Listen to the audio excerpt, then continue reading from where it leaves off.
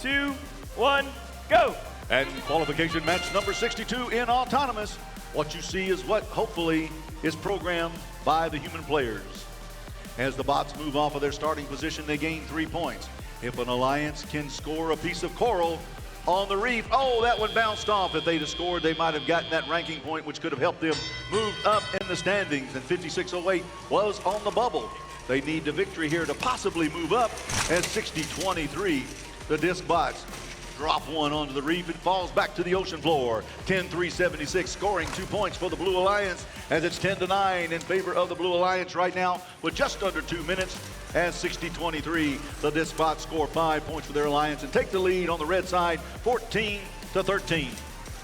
6705 with a piece of coral in their possession. They're dropping it on the reef, but it falls down to the ocean floor. There are 4 points scored for the Blue Alliance in the net after the Red Alliance scored 6. It's 24-19, 30-19 now, as we're down to 1:30 left to go in this final qualification matches here at Dalton, Georgia.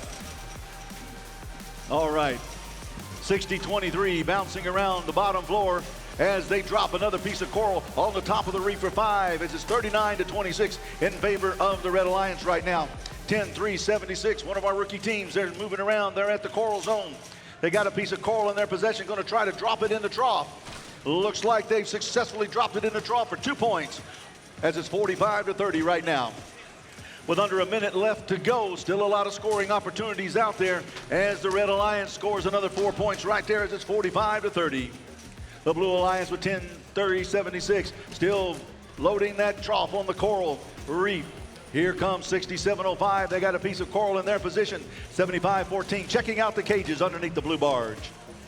6705, they're at the coral reef. They've got that in that coral in their possession. They're going to try to get on the low branch. That'll get them 3 points. If they go to the middle one, that'll be worth 4. If they get all the way up top, that'll be worth 5. They choose the low one for 3 points, as it's now 53-35.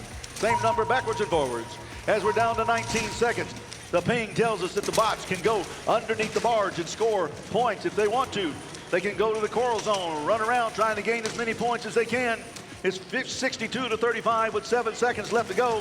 75-14, the Eve Robotics team parked underneath the barge, and 5608 comes in at the last second on the barge as well. Each one of those bots parked underneath the barge gains 2 points for their alliance.